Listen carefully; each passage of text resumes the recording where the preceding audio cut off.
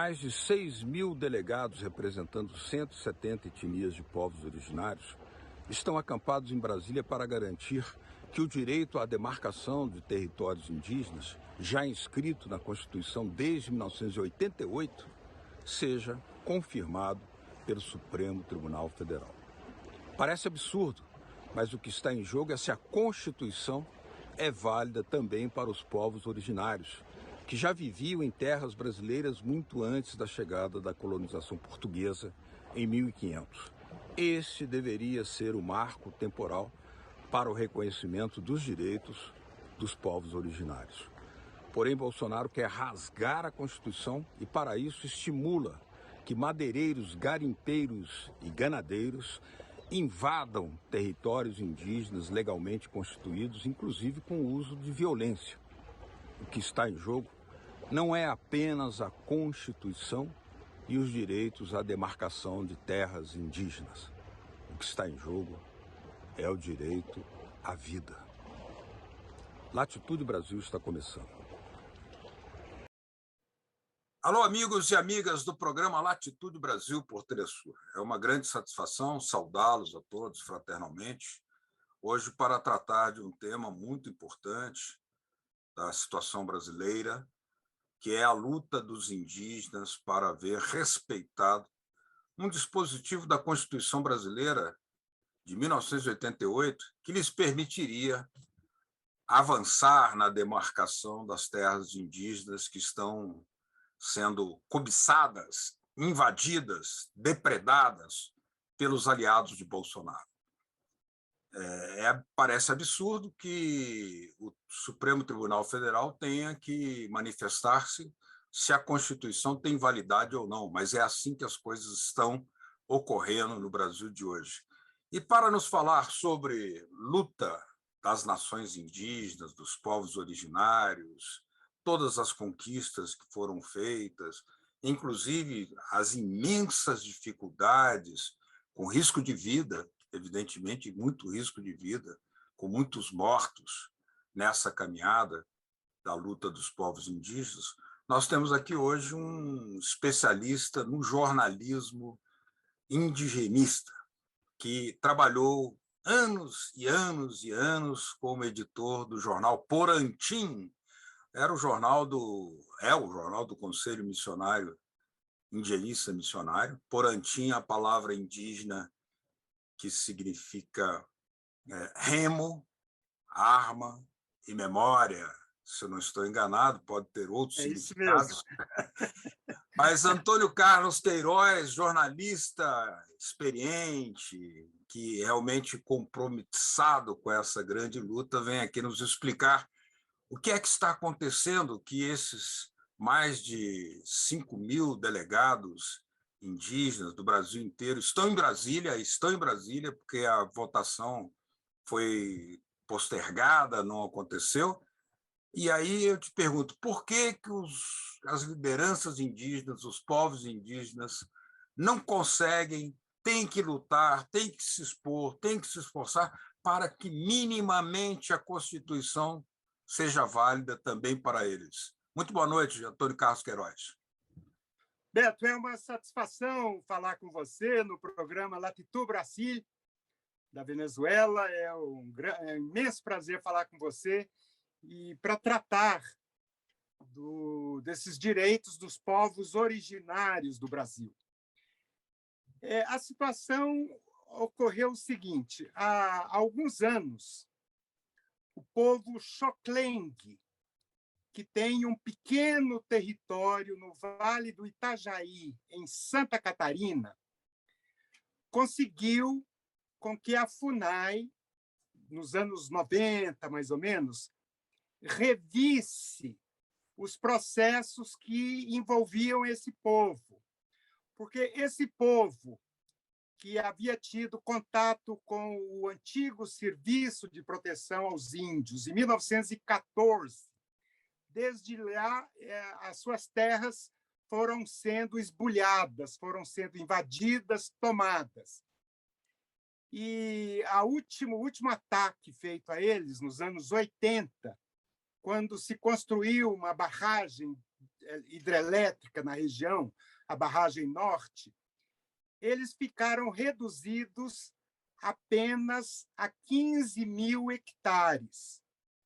E mais, parte do povo Cangangue e Guarani se refugiaram também, esses povos, nessa terra indígena, que é a terra indígena Ibirama-Laconon.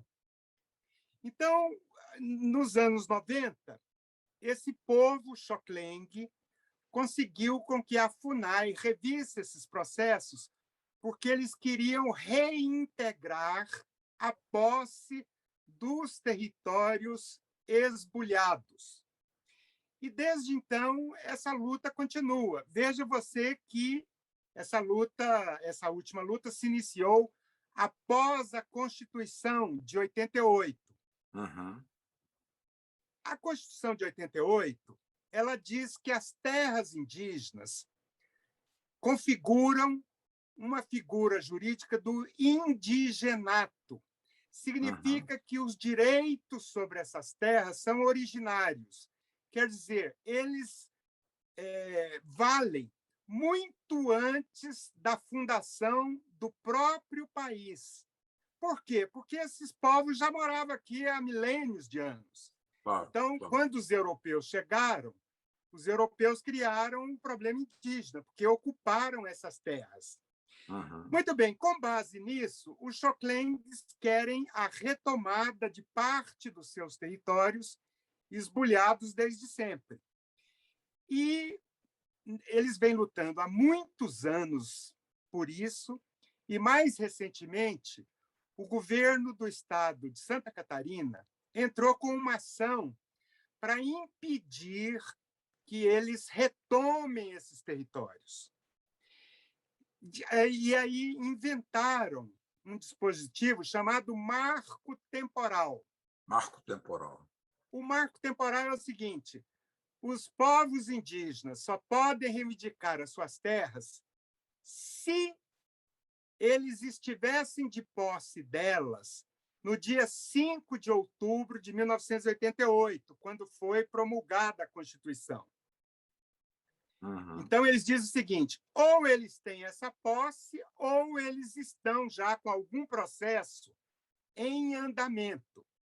Ora, esse marco temporal é um absurdo completo, porque a Constituinte diz que os direitos sobre essas terras são imprescritíveis, são originários. Perfeito. E, portanto, não há que se falar em marco temporal. O marco temporal aqui é 1500. É lógico. O único marco temporal que existe é 1500.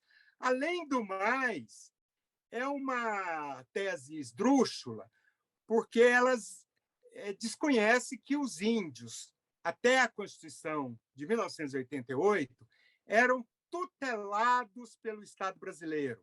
Significa que eles não podiam entrar com ações contra o Estado, a não ser que a FUNAI fizesse isso junto com eles.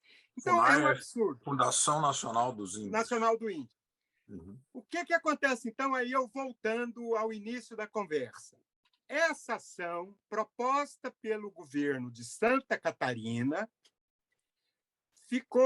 vai ser julgada no Supremo, inclusive com repercussão geral. Significa que o que o Supremo decidir sobre esse caso vai valer para o conjunto dos povos indígenas do país. Então, é muito relevante essa luta, e é por isso que, como você disse aí, mais de 6 mil delegados de quase 170 povos que ainda existem no Brasil vieram a Brasília para acompanhar o julgamento do Supremo. Diante de poderios aparentemente ocultos, mas na prática muito notórios, que são os madeireiros, os garimpeiros, os ganadeiros, para usar uma palavra em espanhol, esses setores são todos eles aliados do governo Bolsonaro, que não quer nem saber nem ouviu falar de demarcação de terras indígenas, você não acredita que essa é uma situação que se coloca num plano muito explosivo, com possibilidades de violência, porque a tendência do tribunal, que já se pode sentir, é de votar a favor dos direitos indígenas. Porém, essa pressão de poderios imensos significa um impasse. Qual é o desdobramento possível? Olha, eu acredito que o Supremo vai ser fiel à Constituição. É muito difícil, muito pouco provável que eles próprios rasguem a Constituição, porque o direito indigenista brasileiro ele é reconhecido no mundo todo, no âmbito das Nações Unidas, como uma legislação extremamente progressista. E seria um desastre absoluto, seria, sim, um golpe. Isso poderia se configurar como um golpe de Estado, porque seria uma violência assim, absoluta.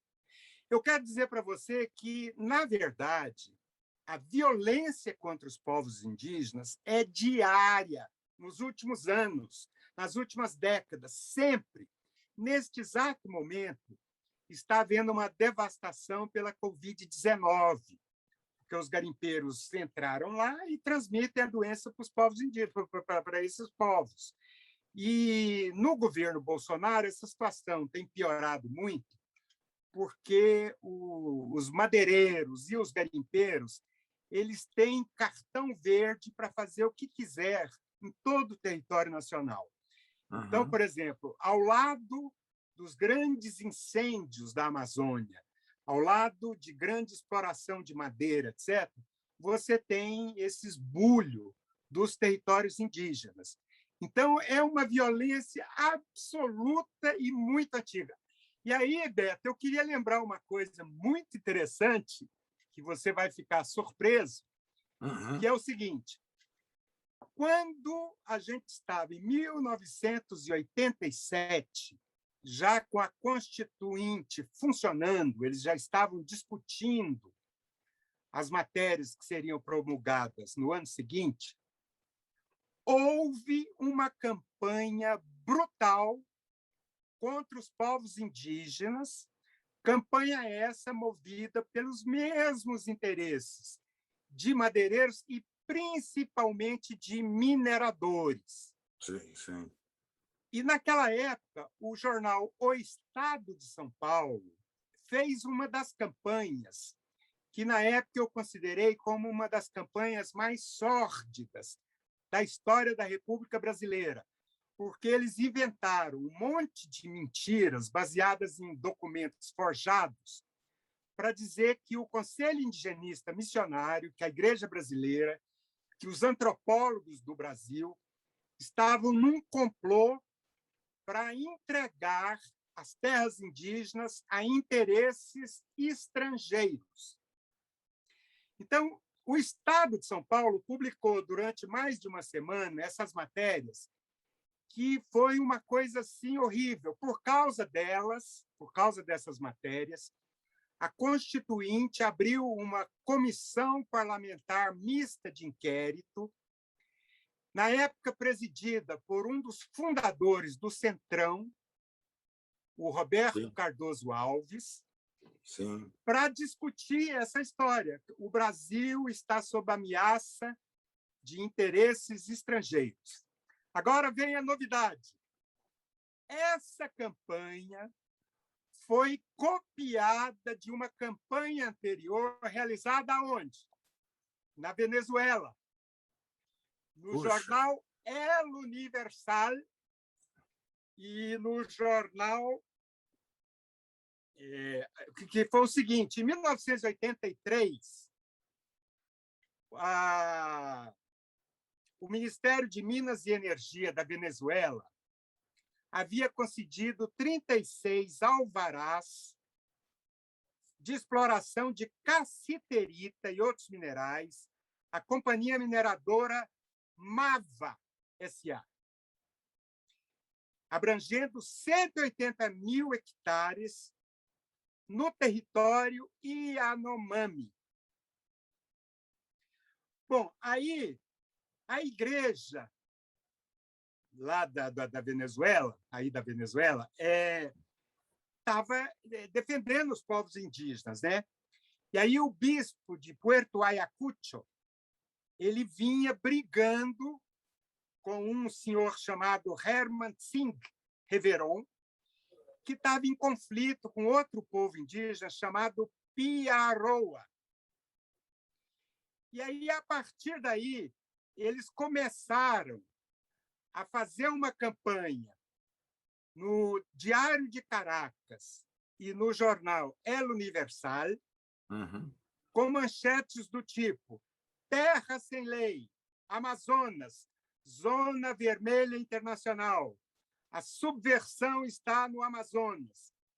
E aí, em 84, em agosto de 84, o jornal El Universal voltou à carga e manchetou: setores da ultra-esquerda pretendem internacionalizar a Amazônia.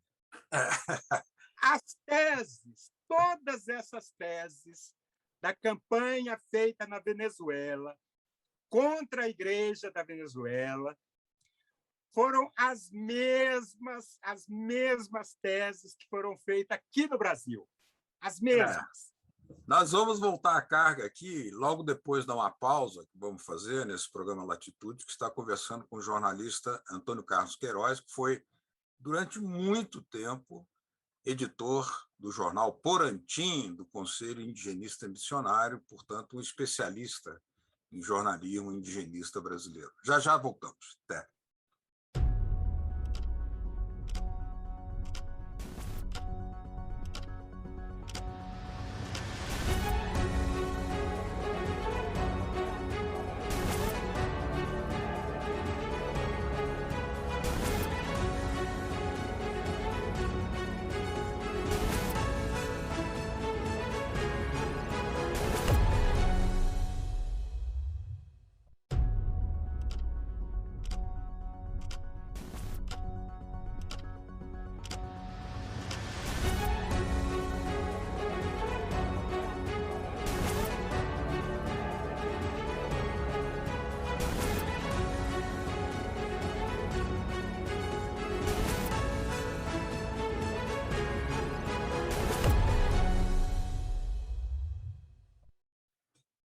Latitude Brasil hoje está analisando a luta dos povos indígenas brasileiros contra um projeto chamado Marco Temporal, que revoga direitos que foram consignados na Constituição Brasileira de 1988, que protegem as terras indígenas e permitem, inclusive, a sua demarcação. Isso está paralisado no governo Bolsonaro, sofrendo retrocessos, porque os aliados do Bolsonaro são os que querem impor essa realidade do marco temporal, como já explicado por Antônio Carlos Queiroz, que, na prática, significa que os povos indígenas, povos originários, perderiam os seus direitos consagrados na Constituição.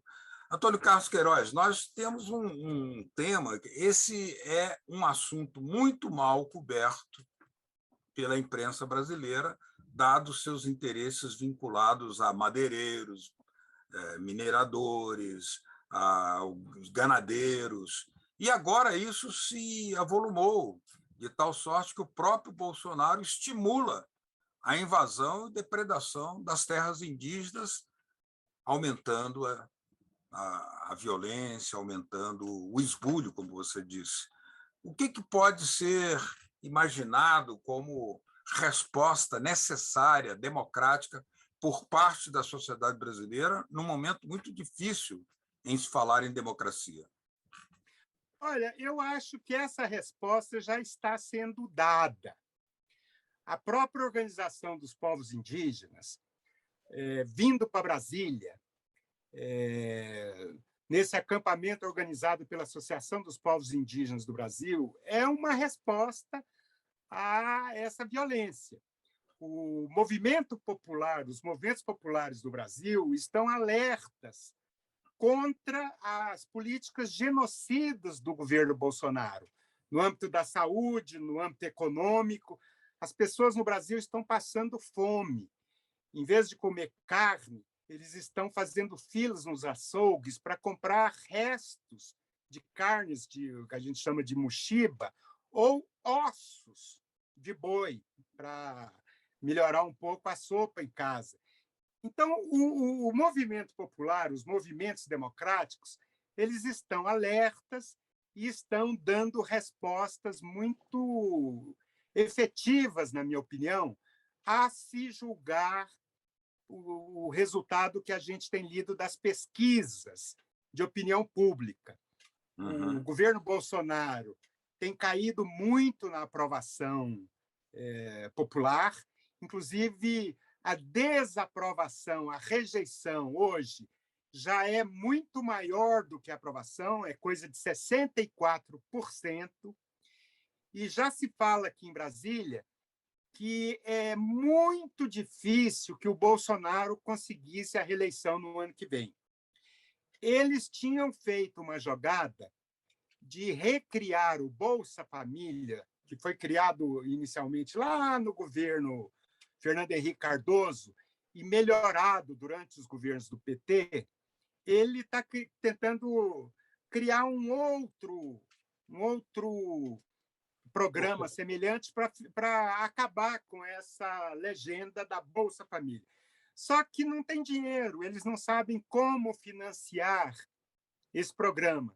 Agora, eu te pergunto o seguinte, mesmo com esse quadro que você está descrevendo, que é bem real, nós temos uma situação em que o Bolsonaro está conseguindo implementar a sua agenda neoliberal destrutiva, ou seja, privatizou em boa medida a Petrobras, a BR Distribuidora, os gasodutos, oleodutos, a Eletrobras, agora avança para querer privatizar os Correios, destruiu a legislação laboral, a CLT, a Previdência Pública, ou seja, o tempo que esse governo permanecer ainda aí vai ser no sentido de destruir, inclusive, os direitos dos povos indígenas.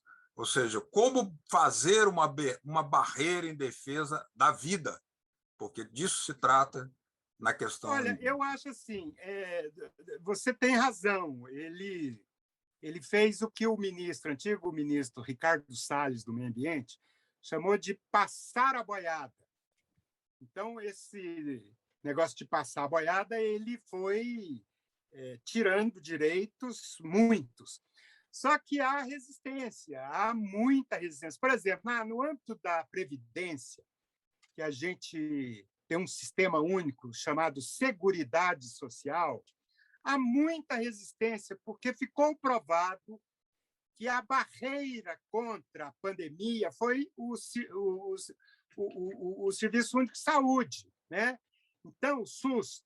Então, eu acho o seguinte, é verdade que há esses retrocessos, mas eu não acredito que eles sejam permanentes, porque o próximo governo necessariamente vai ter que restabelecer esses marcos que a gente já tinha conquistado.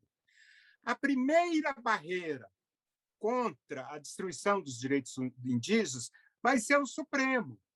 Vai ser o Supremo, não tem outra possibilidade. E é muito interessante saber que o Supremo e grande parte do Congresso, por exemplo, a CPI da pandemia, são barreiras contra os retrocessos do Bolsonaro. Por exemplo, no Supremo, nós temos aí agora o inquérito das fake news, que atinge diretamente o Bolsonaro e sua família, os seus filhos e agregados, inclusive com prisões de alguns dos elementos principais dessa máquina do ódio, como se diz, do gabinete do ódio. É o Supremo que está fazendo essa barreira. Agora, então, não seria muito decisivo, assim, importante, necessário, criar uma frente única com as entidades, com a igreja, com a AB, com a ABI, com as universidades, a academia, os intelectuais, que são normalmente, historicamente, solidários aos povos indígenas, porque a situação é de uma gravidade tal né, que nós temos visto até em alguns povos indígenas o fenômeno do suicídio também acontecendo no Mato Grosso. Não era Beto, é o seguinte, na minha opinião, essa frente ela já existe e é muito ativa. Todas essas entidades que você mencionou têm, de alguma maneira, contribuído para garantir os direitos dos povos indígenas, para denunciar. O CIMI, por exemplo, que está na vanguarda dessa luta, produz todos os anos um relatório da violência contra os povos indígenas. Isso tem uma certa repercussão, não só no Brasil, como no exterior. A organização desse acampamento, que está hoje reunido em Brasília, é fruto também desses apoios muito grandes e tal. A gente tem apoio no Congresso Nacional, os partidos de esquerda, em geral, apoiam os povos indígenas. A OAB, com certeza, está nessa. Grande parte do Ministério Público, que historicamente teve um papel, depois da Constituinte, de lutar pelos povos indígenas, estão nessa também. Então, eu digo assim, essa resistência está organizada em frente ao Planalto, né? Então, eu tô realmente... eu não digo que eu sou nem pessimista, nem realista, mas com a experiência que eu tenho de jornalismo, eu costumo ser muito realista, sabe? Então, a minha previsão é que, meu prognóstico aqui é que o Supremo vai defender a honrar os Constituição, compromissos com os povos indígenas e com a Constituição, na verdade, né? tal como está na Constituição. Bom, Tal com como essas... eles são os guardiães da Constituição. E Então, assim se devem espera atuar. deles que guardem a Constituição e os direitos dos povos indígenas. É o que se espera do Supremo Tribunal Federal. Com essas palavras do Antônio Carlos Queiroz, agradecendo, viu, Antônio Carlos, sua presença aqui no Latitude Brasil. Muito obrigado. Nós terminamos com essa esperança de que, pelo menos nesta matéria, né, respeitando os direitos dos povos indígenas, o Supremo Tribunal Federal cumpra com a sua função e faça respeitar a Constituição.